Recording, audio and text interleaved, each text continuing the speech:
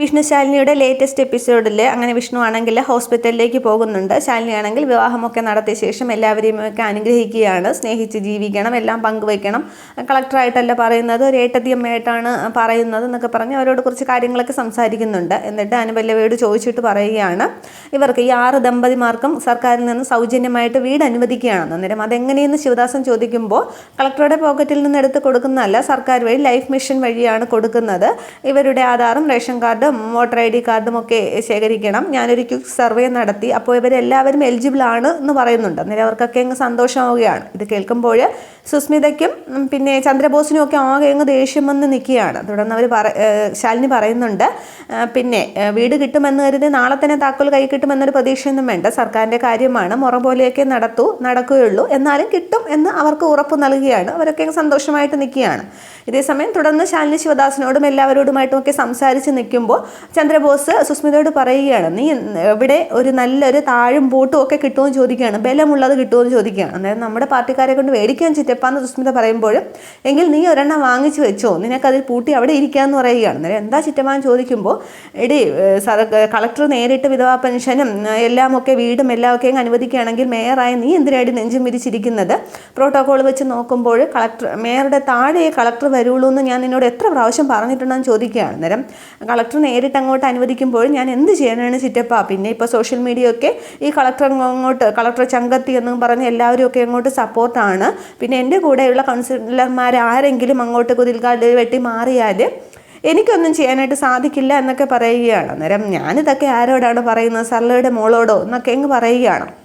ചന്ദ്രബോസിന് ആകെ അങ്ങ് ദേഷ്യമാണ് സുസ്മിതയോട്. സുസ്മിത ഒന്നും ചെയ്യാത്തതിലും സുസ്മിതയെ മറികടന്ന് ശാലിനി അവിടെ എല്ലാം ചെയ്യുന്നതിലുമൊക്കെ. അന്നേരം ചക്കരക്കുടമാണെന്ന് കരുതി തന്നെയാണ് മേയർ കസേര പണമെറിഞ്ഞ് വാങ്ങിയത്. പക്ഷേ എന്ത് ചെയ്യാനാണ്, എന്നെ കൊണ്ട് സാധിക്കുന്നില്ല എന്നൊക്കെ പറയുമ്പോൾ ചന്ദ്രബോസിനും ആകെ അങ്ങ് ദേഷ്യം തന്നെയാണ്. തുടർന്ന് നീ ആണെങ്കിൽ ജയിലിൽ പോയി കിടക്കുകയോ അല്ലെങ്കിൽ പിന്നെ അമ്മയുടെ കൂടെ പോവുകയോ എന്തെങ്കിലും ചെയ്യുന്നതാണ് നല്ലത്, ഇവിടെ നിന്നിട്ട് നിന്നെ കൊണ്ടൊന്നും ചെയ്യാണ്ട് സാധിക്കില്ല എന്നൊക്കെ പറയുമ്പോൾ ഇവൾ നല്ലൊരു എൻട്രിയല്ലേ വന്നത്, എല്ലാവരും ഇവൾക്ക് സപ്പോർട്ടാണ്, എന്നെ കൊണ്ടൊന്നും പറ്റില്ല എന്ന് പറഞ്ഞ് ആകെ അങ്ങ് ദേഷ്യം വരികയാണ്. ചന്ദ്രബോസിനും ദേഷ്യം വരുന്നുണ്ട്. ചന്ദ്രബോസ് പറയുന്നത് കേട്ട് സുസ്മിതയ്ക്കും ദേഷ്യമാണ്. അന്നേരം സുസ്മിത അങ്ങ് മാറിപ്പോവുകയാണ് അവിടെ നിന്ന്. തുടർന്ന് സുസ്മിതയുടെ പുറകെ ചന്ദ്രബോസ് പോകുന്നുണ്ട്. നീ എന്നോട് ദേഷ്യപ്പെട്ടിട്ടൊന്നും ഒരു കാര്യവുമില്ല, അവൾ വന്നിറങ്ങിയപ്പോൾ പറഞ്ഞത് നിനക്ക് ഓർമ്മയില്ലേ, സിംഹത്തിൻ്റെയും പിന്നെ കഴുതയുടെയും കുരങ്ങിൻ്റെയും ഒക്കെ ആയുസിൻ്റെ കാര്യം പറഞ്ഞില്ലേ, ഒരു സിംഹക്കുട്ടിയായിട്ടാണ് അവൾ വന്നിറങ്ങുന്നതെന്നും 12 ദിവസത്തെ കണക്കൊക്കെ പറഞ്ഞില്ലേ, അവൾ പൊളിച്ചെടുക്കാനായിട്ട് തുടങ്ങിക്കഴിഞ്ഞു, അവൾക്ക് 1 മണിക്കൂറും 1 ദിവസമൊന്നും വേണ്ട, 1 മണിക്കൂർ മതി എന്നല്ലേ പറഞ്ഞത്, അവൾ പണി തുടങ്ങിയിരിക്കുകയാണ്, നിന്നെ കൊണ്ടൊന്നും സാധിക്കില്ല എന്നും പറഞ്ഞ് വീണ്ടും അങ്ങ് സുസ്മിത ഏരിയേറ്റുകയാണ്. എന്നാലും ചിറ്റപ്പണൊന്നും ചുമ്മാ ഇരിക്കുന്നുണ്ടോ, പിന്നെ ഞാൻ എന്താണെന്നും മേയറുടെ പദവി എന്താണെന്ന് ഞാൻ അവൾക്ക് കാണിച്ചു കൊടുക്കാമെന്നും പറഞ്ഞ് ആകെ ദേഷ്യത്തിൽ സുസ്മിത നിൽക്കുകയാണ്.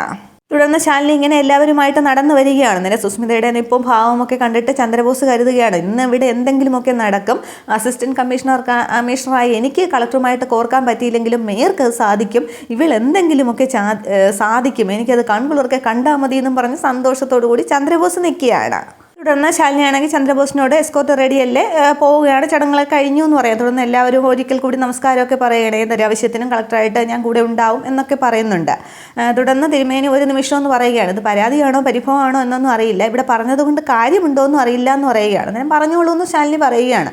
തുടർന്ന് കുടിവെള്ള പ്രശ്നം വളരെ രൂക്ഷമാണ്, ദേവാലയത്തിനോ പള്ളിനീരാട്ടിനോ നിവേദ്യത്തിനോ പോലും ഇവിടെ വെള്ളം കിട്ടാറില്ല, ചെളിവെള്ളം അരിച്ചെടുത്താണ് കുഞ്ഞുങ്ങൾ ഇവിടെ ശുദ്ധജലമാക്കുന്നത്, കുടിക്കാൻ ഉപയോഗിക്കുന്നത് എന്നൊക്കെ പറയുകയാണ്. അന്നേരം സരോജ എങ്ങനെ മിണ്ടാതെ നിൽക്കുകയാണ്. അന്നേരം കോർപ്പറേഷൻ വാർഡാണ് മാഡം എന്നിങ്ങനെ അനുപല്ലവി പറയുകയാണ്. അന്നേരം സുസ്മിതയ്ക്ക് അങ്ങോട്ട് ദേഷ്യം വരികയാണ്. അതേ പെണ്ണെ, കോർപ്പറേഷൻ വാർഡ് എന്ന് പറഞ്ഞിട്ട് കാര്യമില്ല, വാർഡ് ഏതാണെന്ന് കൂടി പറയണം, കോളനിയിലെ വാർഡാണ്, അതിവിടെ പ്രതിപക്ഷ നേതാവാണ് അവിടെ നിന്നും ജയിച്ചു വന്നത്, അവരുടെ പിടിപ്പുകേടാണ്, അല്ലാതെ മേയറുടെ മുതുകത്തോട് ചാടാനായിട്ട് വരരുത് എന്നൊക്കെ പറഞ്ഞ് സുസ്മിത ഇങ്ങ് ദേഷ്യത്തോടെ സംസാരിക്കുകയാണ്. ശാലിനിയാണെങ്കിൽ ഇങ്ങനെ ദേഷ്യം കടിച്ചമർത്തി സ്വയം നിയന്ത്രിച്ച് നിൽക്കുകയാണ്. അന്നേരം അനുപല്ലവി അങ്ങ് ഇല്ലാതാവുകയാണ്. തുടർന്ന് സരോജം പറയുന്നുണ്ട്, ഞാനാണ് അവിടുത്തെ കൗൺസിലർ, എൻ്റെ പിടിപ്പുകേട് തന്നെയാണ്, ഞാൻ രാജിവെച്ച് പുറത്തു പോകാൻ തയ്യാറാണ് മാഡം എന്നിങ്ങനെ പറയുകയാണ്.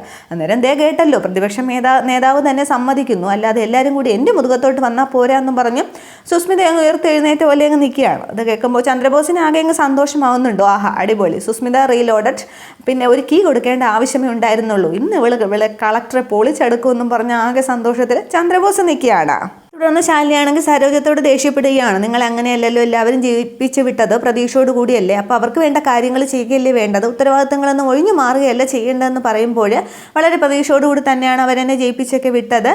മാഡം ഇവിടെ തിരുമേനി പറഞ്ഞില്ലേ കോളനിയിലെ കുട്ടികൾ ചെളിവെള്ളം അരിച്ചാണ് ശുദ്ധജലം ഉണ്ടാക്കുന്നത്, എൻ്റെ കുട്ടികളും ആ കൂട്ടത്തിൽ പെട്ടത് തന്നെയാണ് എന്ന് പറയുമ്പോൾ കാര്യങ്ങൾ കുറച്ചുകൂടി വ്യക്തമാക്കണമെന്ന് ശാലിനി പറയുകയാണ്. അന്നേരം വിശദമായിട്ട് അവിടെ സരോജം പറയുന്നുണ്ട്, കുട്ടികൾ കഞ്ഞിയും കറിയും കളിക്കാനായിട്ട് കോലി കുത്തിയ വരെ ഉപ്പുവെള്ളമാണ് വരുന്നത്, ചുറ്റും കായലാണ്, അപ്പോൾ ദൂരെ നിന്ന് വെള്ളം കൊണ്ടുവരിക മാത്രമാണ് വഴി, അതിനുവേണ്ടി സെക്രട്ടേറിയറ്റിലും വാട്ടർ അതോറിറ്റിയിലും ഒക്കെ കയറി ഇറങ്ങി എല്ലാം ഒക്കെ ഞാൻ വാങ്ങിച്ച് റോഡ് കുഴിച്ചു, പൈപ്പിട്ടു, എല്ലാ വീടുകളിലേക്കും കണക്ഷനും പൊതു ടാപ്പിലും ഒക്കെ കൊടുത്തു. പക്ഷേ വെള്ളം എത്തിക്കേണ്ടത് കോർപ്പറേഷൻ്റെ ജോലിയാണ്, കോർപ്പറേഷൻ പരിധിയിൽ നിന്നാണ് വെള്ളം വരേണ്ടത്, അപ്പോൾ അത് എന്നെ കൊണ്ട് പറ്റില്ല മാഡം എന്നിങ്ങനെ പറയുകയാണ്. അന്നേരം ശാലിനി ഇങ്ങനെ നോക്കുകയാണ്, മേയറെ നോക്കുന്നുണ്ട്. അപ്പം എക്സിക്യൂട്ടീവ് എഞ്ചിനീയറുടെ ഒപ്പ് വേണം, പക്ഷേ ഒപ്പിടണമെങ്കിൽ മേയർ ഓർഡർ ഇടണം എന്ന് പറയുകയാണ്. അതൊരിക്കലും നടക്കില്ല.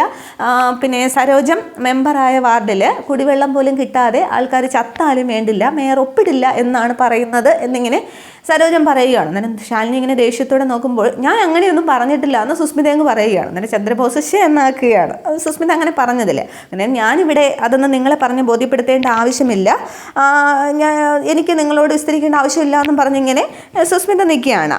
തുടർന്ന് അനുപല്ലവിയോട് ശാലിനി ഇതൊക്കെ കറക്റ്റ് ആണോ എന്ന് ചോദിക്കുകയാണ്. അന്നേരം 2 വർഷമായി പൈപ്പ് ലൈനിൻ്റെയും ടാപ്പിൻ്റെ കണക്ഷനും എല്ലാം ഒക്കെ കൊടുത്തിട്ട് ഇനി ഒരു ഓർഡറിൻ്റെയും ഒപ്പിൻ്റെയും ആവശ്യമേ ഉള്ളൂ എന്ന് അനുപല്ലവി കാര്യങ്ങൾ ശാലിനിയെ ധരിപ്പിക്കുകയാണ്.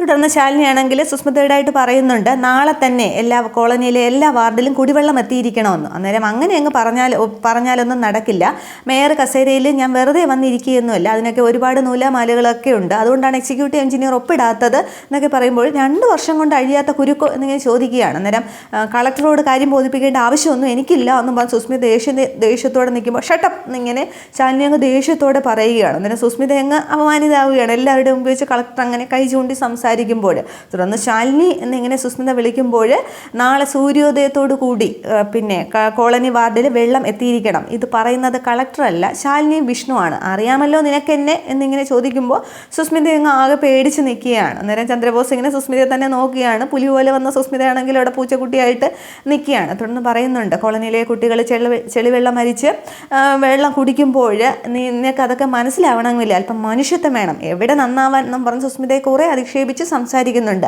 അതിന് മുന്നേ അനുപല്ലവിയോട് ചോദിക്കുന്നുണ്ട്, അനുപല്ലവി ഏത് ഏരിയയിലാണ് താമസിക്കുന്നതെന്ന് ചോദിക്കുമ്പോൾ ആ റെസിഡൻസ് അസോസിയേഷൻ്റെ പേര് പറയുന്നുണ്ട്. അന്നേരം MLA-മാരും മിനിസ്റ്ററും ഒക്കെ താമസിക്കുന്നതല്ലേ, അവിടെ കുടിവെള്ളത്തിന് ബുദ്ധിമുട്ടുണ്ടോ എന്ന് ചോദിക്കുകയാണ്. അന്നേരം ഇല്ല, അവിടെ പട്ടിക്കൂട് കഴുകുന്നതും മുറ്റം വൃത്തിയാക്കുന്നതും ഒക്കെ നഗരസഭയിലെ വെള്ളം കൊണ്ടാണെന്ന് പറയുകയാണ്.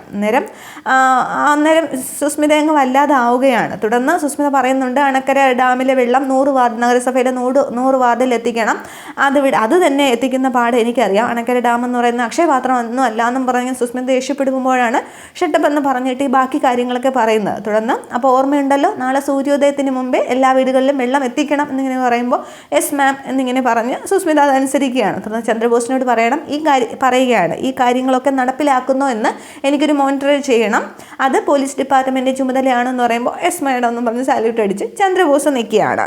തുടർന്ന് ഒരു കാര്യം കൂടി പറയാനുണ്ടെന്ന് പറഞ്ഞ് തിരുമേനി പറയുകയാണ്, ക്ഷേത്ര പരിസരത്ത് ചോദിക്കാനും പറയാനും ഇവിടെയൊന്നും ആരും ഇല്ലാത്തത് കൊണ്ട് മാലിന്യങ്ങളൊക്കെ കൊണ്ട് തള്ളുന്നത് ഇവിടെയാണ് എന്ന് പറയുകയാണ്, അതുകൂടി പരിഹരിച്ചിരുന്നെങ്കിൽ എന്ന് പറയുമ്പോൾ സുസ്മിതയുടെ നേരെ ശാലിനി ഇങ്ങനെ ദേഷ്യത്തോടെ നോക്കുകയാണ്. അതും ക്ഷേത്രവും നഗരസഭയുടെ പരിധിയിലല്ലേ എന്നിങ്ങനെ ചോദിക്കുകയാണ്, അതും വൃത്തിയാക്കി കൊടുക്കാം എന്നിങ്ങനെ പറയുകയാണ്. അന്നേരം ക്ഷേത്ര പരിസരത്ത് വെണ്ണയും ഒക്കെയാണ് കട്ടിയായിട്ടിരിക്കുന്നതെങ്കിൽ ഉറഞ്ഞുകൂടി ഇരിക്കുന്നതെങ്കിൽ അത് നാളെ കോരി കളഞ്ഞാൽ മതി എന്ന് ഞാൻ പറഞ്ഞേനെ, പക്ഷേ ഇത് മാലിന്യമാണ്, ഇന്ന് തന്നെ അത് ക്ലീൻ ആക്കിയിരിക്കണം എന്ന് പറയുമ്പോൾ അത് ഇന്ന് എന്നും പറഞ്ഞ് സുസ്മിത നിൽക്കുകയാണ്. അന്നേരം ഇന്ന് തന്നെ എന്ന് പറഞ്ഞ് ശാലിനി അങ്ങോട്ട് ദേഷ്യപ്പെടുമ്പോൾ യെസ് മാം എന്നും പറഞ്ഞ് സുസ്മിതയെ നിൽക്കുകയാണ്. ഇത് കേൾക്കുമ്പോൾ പിന്നെ സരോജത്തിനും ബാക്കി എല്ലാവർക്കും ശിവദാസിനും എല്ലാവർക്കും സന്തോഷമായി നിൽക്കുന്നുണ്ട്. എരികേറ്റി കൊടുത്ത ചന്ദ്രബോസ് ആണെങ്കിൽ കളക്ടറെ സല്യൂട്ട് ചെയ്തങ്ങ് നിൽക്കുകയാണ്. സുസ്മിത ആണെങ്കിൽ ആകെ അവിടെ ഒറ്റപ്പെട്ട് അപമാനിതയായിട്ടും നിൽക്കുന്നുണ്ട്.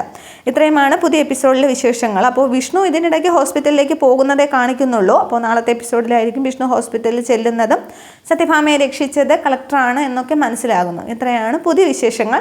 പനിയായതുകൊണ്ടാണ് ശബ്ദത്തിനും സൗണ്ടിനും ഇങ്ങനെ ഒരു വ്യത്യാസം. എല്ലാവരും വീഡിയോ കാണണം, ഷെയർ ചെയ്യണം, ലൈക്ക് ചെയ്യണം. Okay, thank